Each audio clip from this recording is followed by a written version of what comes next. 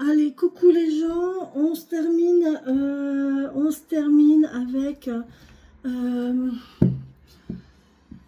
avec les portes de l'intuition pour le message de conclusion. Je devais, dans l'oracle des sorcières, introduire l'autre, et en fait, je ne l'ai pas fait. C'est qu'il y a une raison, on verra ça plus tard, ou je ne sais pas, je ferai peut-être... je sais pas, je vais peut-être voir là pour avec les portes de l'intuition peut-être. Je vais voir. Allez, merci mes guides, mes anges, mes des messages pour les gens qui regarderont la vidéo au moment où ils la regarderont, s'il vous plaît. Merci beaucoup. Eh ben, fatigante, hein. Très fatigante, ces énergies sont épuisantes. C'est beau, hein, mais waouh. On a la parole en d'autres decks. Soyez permanents, soyez en permanence bienveillants à votre égard et les autres feront de même. Je viens d'en parler dans l'oracle de la sorcière guérisseuse. Et on nous parle de la fluidité. En dansant avec les situations difficiles, vous rencontrez les bonnes personnes et vous attirez de l'aide. C'est magnifique. C'est vraiment ce que je ressens actuellement. Le positionnement, non, c'est la fluidité. Oh punaise, cette carte est incroyable. La fluidité.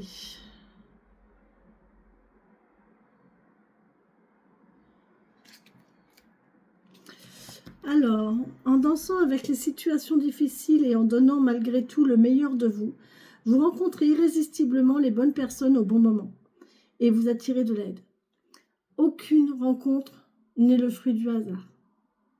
Aucune action, aucune rencontre, aucun événement auquel vous participez, aucun choix de vie, rien n'est le fruit du hasard. Tout est orchestré par l'univers. D'accord ? La souplesse, la flexibilité d'esprit sont des atouts appréciables pour avancer dans la vie. À l'inverse, dès que vous vous apercevez que vous êtes coincé dans les schémas ou que vous avez tendance à tout régenter, cela signifie que ce mouvement de fluidité est hors de votre portée. Vous êtes alors dominé et parfois attaché à vos résistances, vos habitudes, vos blessures du passé. Il vous faut prendre la résolution de lâcher ces liens, de couper avec ce qui vous est néfaste, larguer les amarres et accueillir le mouvement de l'existence tel un souffle vivifiant. Ah, dans l'oracle de la sorcière guérisseuse, regardez, en haut et à gauche, je vais vous montrer, il y a le bain de nature, et c'est la nature qui vous souffle le vent, un vent de, voilà, souffle vivifiant. Alors seulement vous pouvez changer et vous programmer un nouveau devenir. Repérez vos habitudes et décidez par exemple de faire une chose nouvelle par jour. Vous ouvrez alors votre système de référence et attirez des opportunités. Soyez attentif aux émotions qui vous traversent. Acceptez les impressions qui vous parviennent tout au long de la journée. Elles donnent des informations sur ce que vous vivez. Apprenez à décoder vos sensations. Est-ce qu'elles sont agréables? Foncez. À l'inverse, vous ressentez un malaise, un ressentiment dans le ventre? Alors soyez vigilant. Vous devez prêter attention à ce qui se passe. Repérez vos indicateurs intuitifs. Faites attention à vos ressentis. Là, on vous dit vraiment, attention à vos ressentis. Rien n'est le fruit du hasard, comme je vous le disais. Chaque personne rencontrée, chaque situation, chaque choix que vous faites, qui se propose à vous en tout cas, est orchestré par l'univers. C'est pas pour rien. Et je vous répète, hein, mais c'est important, on est en année 9. Cette année, il y a de fortes chances que des choses qui se proposent à vous se sont déjà produites, se sont déjà proposées à vous. Peut-être de la même façon, peut-être de façon différente, peut-être sous forme différente. Mais il y a vraiment de fortes chances que ce soit des choses qui se sont déjà proposées à vous ou présentées à vous et que vous n'avez pas saisi. Vous n'avez pas saisi les opportunités, vous n'avez pas été vers cette personne-là parce que vous n'avez pas pu, parce que ce n'était pas le bon moment, parce que vous ne le sentiez pas, parce que voilà. Et là, l'univers, il vous le remet. Je pense que cette année-là, vous êtes de nouveau face à des choix, à des situations, à des gens. Et que ben là, vous êtes conscient, et moi je suis là pour vous le dire, vous n'avez pas le choix que d'y aller. Vous n'avez pas d'autre choix que d'y aller. Il faut y aller. Il faut y aller parce que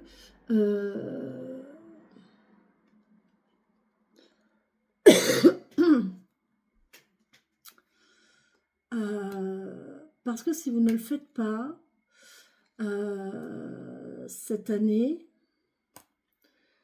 vous allez l'année prochaine vous repartez sur un nouveau cycle où vous allez tout reprendre du zéro. Vous allez tout reprendre du démarrage. Et ça, ça va être... imaginez-vous les difficultés que vous avez traversées, les obstacles, tout ça.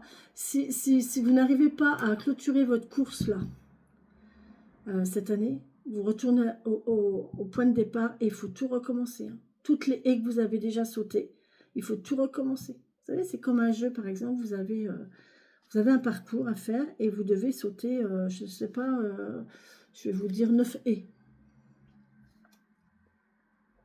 Mais dans la règle du jeu, on vous dit, si tu trébuches, bah, tu repars à zéro.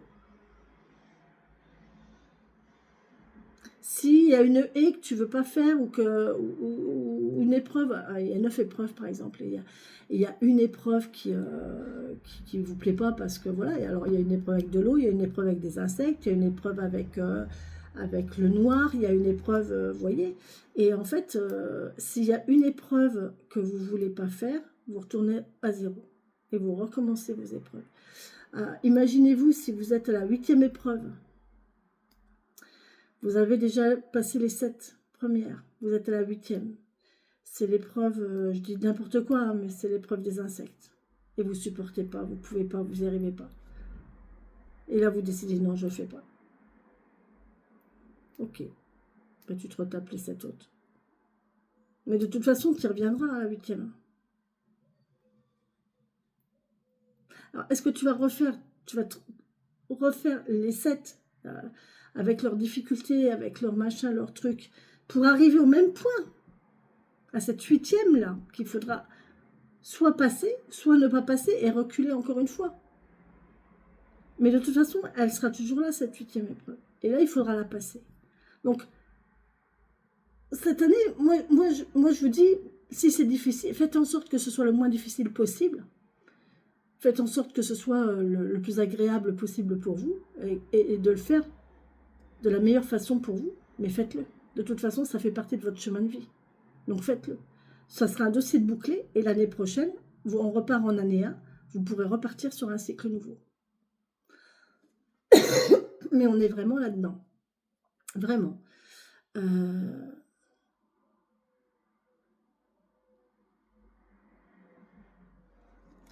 Voilà les amis ce que j'avais à vous dire. J'espère que cette guidance vous aura plu, vous aura parlé. Cette série de guidances vous aura plu, vous aura parlé pour les gens qui me suivent, qui suivent toutes les vidéos. Elles sont très longues hein, aujourd'hui, hein. Je me rattrape un petit peu.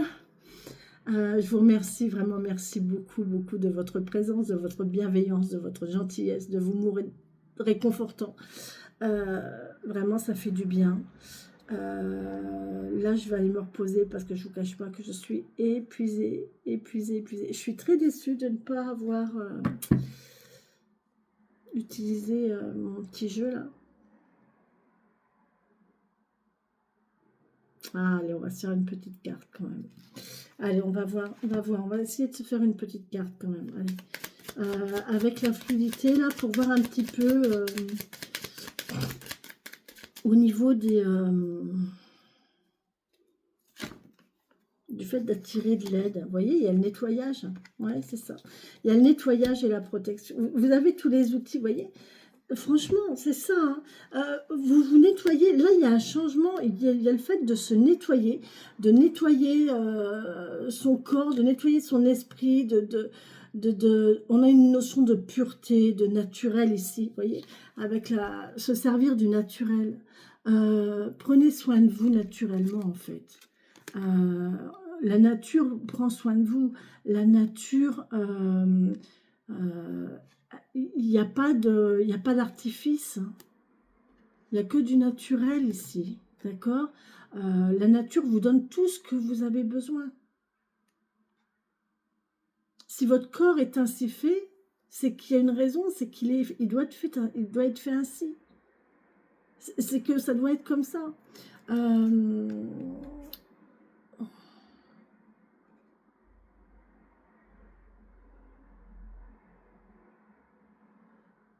euh, si votre corps est trop fin, et que vous le viviez mal, alors parce que moi j'ai rencontré quelqu'un comme ça, moi ça m'a vraiment étonnée, mais j'ai été très surprise, hein, parce que franchement je m'attendais pas à ça. Un jour j'ai fait un massage à une personne qui était très fine, très très fine, et, euh, et elle pleurait sur ma table. Elle a pleuré sur ma table de massage, elle m'a dit c'est la première fois que je me fais masser, parce que j'ai tellement un mauvais rapport à mon corps, que je me sens tellement mal que... Impressionnant, quoi. Et une fille, alors que moi, euh, et derrière, j'ai fait sa cousine aussitôt, qui, elle, c'était le contraire, en fait. Vous voyez, elle était plus un peu comme moi, quoi, hein, un petit peu bien enrobée, bien englobée, et en fait, je m'aperçois que, en fait, c'est pas une question de forme, c'est une question de rapport à soi. C'est une question de rapport avec son enveloppe, avec le rapport à soi, en fait. Et je pense que notre enveloppe corporelle est ainsi faite parce tout a un sens, tout a un but dans la vie. Et bien, si cette personne est fine et très fine, ben peut-être que c'est parce que dans sa vie, elle a besoin de ça. Elle a besoin d'être fine parce elle a peut-être des espaces restreints, elle a peut-être besoin de moins d'espace, elle a peut-être besoin d'être plus discrète, de se faufiler partout comme ça, on a la fluidité, donc pourquoi pas. Et puis quelqu'un qui est plus enrobé, costaud comme moi, hein, eh ben peut-être qu'on vous dit que, eh bien là, c'est une protection en fait. C'est une protection, mais c'est aussi, moi au jour d'aujourd'hui, mon corps, je le vois comme, alors, j'ai une réflexion de mon fils, quand il était tout petit, je ne sais plus lequel que c'est un de mes deux derniers, mais je ne me souviens plus lequel que c'est, comme ils étaient tous les deux en même temps, ils se chamaillaient pour venir faire un câlin, me faire un câlin sur mon ventre, ils s'allongeaient sur mon ventre. Mais je crois que c'est mon petit dernier qui m'a dit ça, franchement, si je me souviens bien, c'est mon dernier qui m'a dit ça. Un jour, il m'a dit, oh maman, on est bien sur toi, t'es moelleuse. Et le mot moelleuse, j'ai adoré ça, mais ça m'a fait un bien, alors que j'avais plus l'habitude de me prendre enfin, d'autres réflexions, beaucoup plus désobligeantes de la part de leur père. Euh, et là, le fait que ce petit bonhomme-là me dise, maman, tu es moelleuse, puis la parole d'un enfant, enfin, un enfant, ça calcule pas, ça réfléchit pas, ça dit les choses. Voilà, ça dit les choses naturellement. Et le mot moelleuse, mais un gâteau est moelleux. Vous voyez la sensation de quelque chose de. Et c'est vrai que je suis comme ça en fait. En fait, mon corps représente qui je suis exactement. Je suis quelqu'un de rond. J'aime bien arrondir les gens. Les gens, j'aime bien arrondir les gens.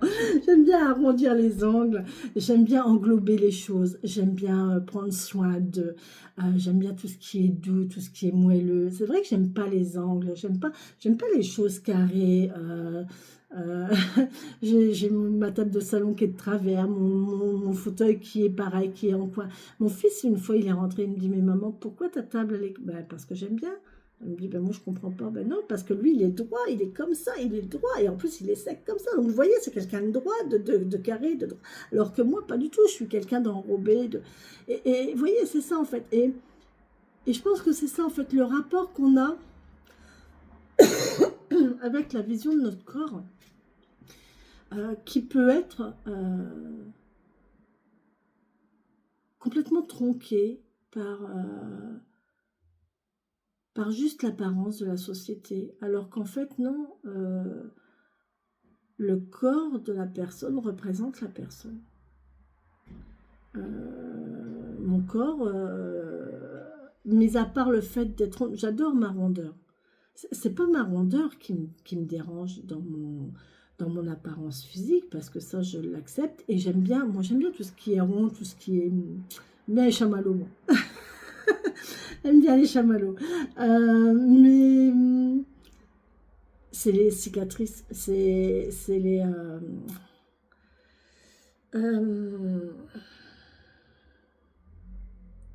ouais, les cicatrices qui font que voilà, c'est pas esthétique, c'est pas joli. Mais d'un autre côté, ben c'est le témoin de ça en fait. C'est le témoin de toute cette force qu'il lui a fallu à mon corps pour me protéger en fait. Parce que toutes ces cicatrices, c'est quand même les témoins de toutes ces difficultés, de toutes ces souffrances, de tous ces belles choses aussi. Parce qu'il ne faut pas oublier quand même qu'une cicatrice, c'est pas seulement un souvenir négatif. Moi, j'ai de très bons souvenirs voilà. Mais voilà, j'ai eu 2 césariennes, je suis désolée, mais ça m'a... D'accord, c'est une cicatrice, parce que c'est qu'une cicatrice, mais c'est 2 enfants merveilleux, enfin, c'est mes enfants. Vous voyez, donc une cicatrice représente quand même la naissance de mes enfants. Mon ablation de la thyroïde, ma cicatrice d'ici, j'en garde. Alors, je ne l'ai pas, hein, je l'ai en mémoire, parce que j'ai encore en mémoire le fil d'agrafe que j'avais ici, le collier d'agrafe que j'avais. Mais c'est un super souvenir, parce que je garde un souvenir merveilleux de ce moment que j'ai passé avec les infirmières. La veille au soir de mon intervention, et même le lendemain matin au réveil. C'était un service génial, un personnel soignant très, très humain, et j'en garde un souvenir merveilleux. Euh, euh, j'ai une cicatrice à la jambe j'ai une balafre. Est-ce que je l'ai encore d'ailleurs? Je ne sais pas. Mais en fait, elles font tellement portée de moi que je fais même plus attention. Mais oui, j'ai une cicatrice comme ça sur un mollet. C'est une ouverture de barbelé. J'ai passé un fil barbelé. J'étais gamine et au collège, on avait un professeur de biologie qui nous sortait. Il s'appelait Monsieur Ambroise. Et avec son chapeau et son bâton. Et on allait promener, on faisait des cours en pâture. Il nous a fait passer les barbelés, je suis restée accrochée. Voilà. Il s'est encore bien moqué de moi parce qu'il aimait bien, il connaissait ma maman, donc il aimait bien se moquer de moi. Et voilà, oui, souvenir. Mais... Et là, au jour d'aujourd'hui, j'en suis à travailler là-dessus, quoi. Et ça, c'est quelque chose que j'aurais pas fait il y a un mois de ça. Je n'étais pas du tout là-dedans il y a un mois de ça. Vous voyez, l'évolution. Et je pense que le truc que je me suis chopé là, c'est ça en fait. Je pense que mon corps je suis tellement en train mon corps est tellement en train de changer, il y a tellement de variations, de mouvements là-dedans, je suis en pleine tempête intérieure en fait. Ben, il faut que tout se mette en place et tout ne suit pas. Il y a tout qui ne suit pas. Là, au niveau... J'ai besoin de respirer. Vous voyez, j'ai besoin parce que j'ai eu trop, et peut-être qu'à un moment, je me sens étouffée, j'ai besoin de respirer. Il faut que je retrouve mon souffle, en fait. Il faut que j'apprenne à respirer, à rattraper une respiration régulière, à caler ma respiration sur les mouvements, sur l'évolution. Bref. Pour moi, là, on a vraiment une notion de nettoyage, de fluidité, de laisser les choses couler comme elles doivent couler, et que rien n'est le fruit du hasard. Allez faire votre cueillette, baignez-vous, prenez soin de vous, prenez plaisir, regardez alors, je montre cette carte, mais je ne devrais même pas la montrer parce que, voilà, ouais, là, voilà, je cache un petit peu, mais regardez ces deux personnes, elles sont plus naturelles possible et on s'en fout, enfin, il n'y a pas de regard, il y a juste le bien-être, le fait d'être bien à ce moment-là, à cet endroit-là, et de profiter en fait. Voilà. Et là, on vous dit que ben, c'est ça qui va faire votre guérison en fait. C'est la nature. C'est le fait de vous rapprocher de la nature, de vous... Servez-vous des exemples de la nature. Mais là, je pense que vous allez avoir des messages, vous allez participer à des choses. Il y a des choses qui vont arriver à vous, et c'est pas anodin, c'est des messages. Donc, prenez-les comme tels, s'il vous plaît. Voilà, les amis. Allez, je vous laisse, je vous embrasse, je vous souhaite une très belle et bonne fin de journée. Bisous, bisous.